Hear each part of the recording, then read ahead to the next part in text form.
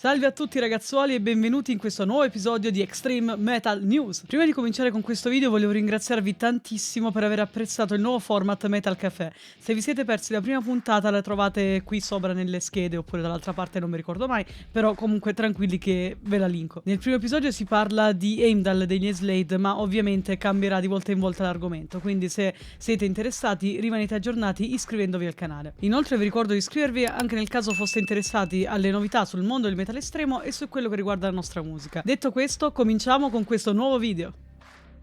Il tetto del locale in cui i Morbid Angel avrebbero dovuto tenere il concerto il 31 marzo purtroppo è crollato a causa di una violentissima tromba d'aria. Erano presenti 4 band all'evento: i Morbid Angel, appunto, gli Skeletal Remains, i Revocation e i Crypta. Nessuna delle 4 band è stata coinvolta nell'incidente, ma purtroppo una persona ha perso la vita e altre 10 sono rimaste gravemente ferite.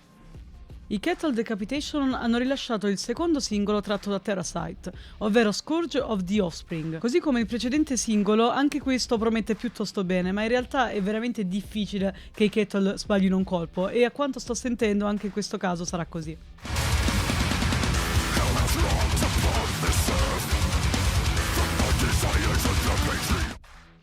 Tornano gli Scar Symmetry dopo quasi 10 anni, annunciando il nuovo album The Singularity Phase 2, in uscita il 9 giugno per la Nuclear Blast Records. Inoltre accompagnano questa uscita con il videoclip ufficiale del singolo Scorched Quadrant. Non penso abbiano bisogno di presentazioni, ma per chi non li conoscesse, gli Scar Symmetry sono una band melodic death metal con alcune influenze sinfoniche, derivanti anche dalla scelta del cantante di alternare voci growl scream con voci pulite tipiche del power metal in alcuni casi. Il singolo sembra riprendere esattamente da dove avevano interrotto, quindi speriamo in bene.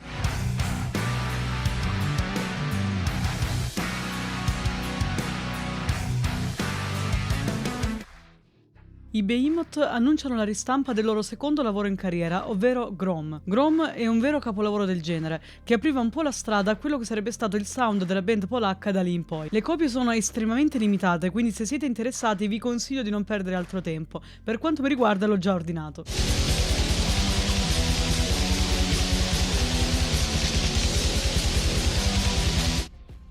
La band black metal americana Lamp of Marmor pubblica il suo nuovo full length in carriera, Saturnian Bloodstorm, uscito per la Argento Records. Vi è un po' una svolta di genere con quest'album, infatti passano da delle atmosfere simil Darkthrone a un disco un po' più simil Immortal dei primissimi anni, con un tocco di originalità, veramente niente male.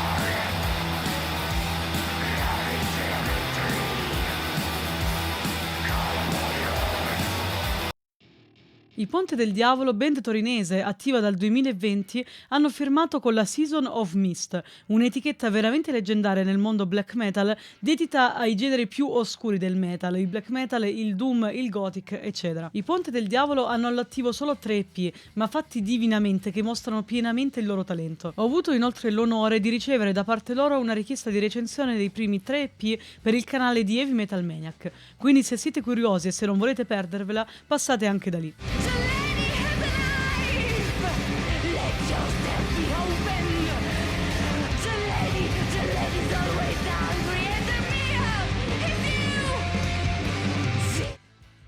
I Vermilion Scorpio pubblicano il loro EP di debutto chiamato The Barathrum Tales Part 1, uscito solo su YouTube. Si tratta di una band infatti semi sconosciuta, ma dedita a questo black metal veramente molto interessante, a metà tra la scuola norvegese degli Immortal e quella polacca dei Behemoth. Andate ad ascoltare su YouTube perché meritano veramente tanto.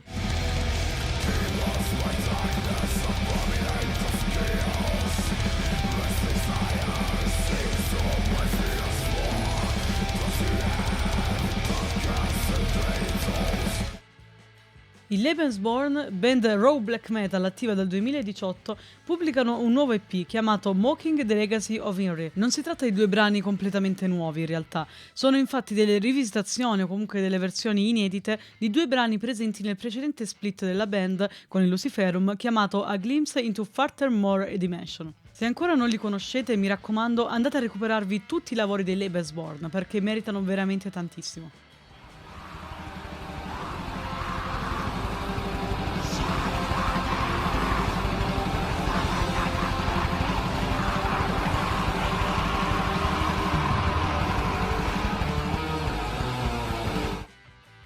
Gli Oldest, altro progetto raw black metal in uscita per la Vextator Production, così come lo erano anche i Lebensborn, pubblicano l'EP di debutto chiamato The Elder Silence, uscito il 27 marzo. Si tratta di 4 brani veramente impressionanti, uno degli EP di debutto black metal più belli che io abbia mai ascoltato in vita mia.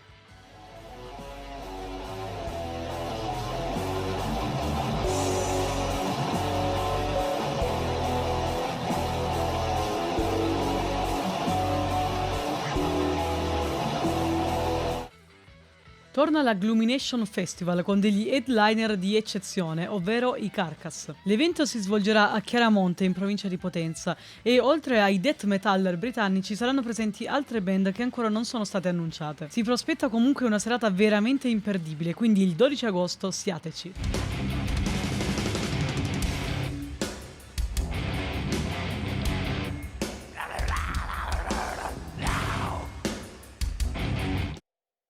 Io vi ringrazio per aver seguito il video fino a qui, vi invito ancora una volta ad iscrivervi al canale, a lasciare un mi piace e a lasciare un commento. E noi ci vediamo la settimana prossima con Extreme Metal News. Lead the Fire!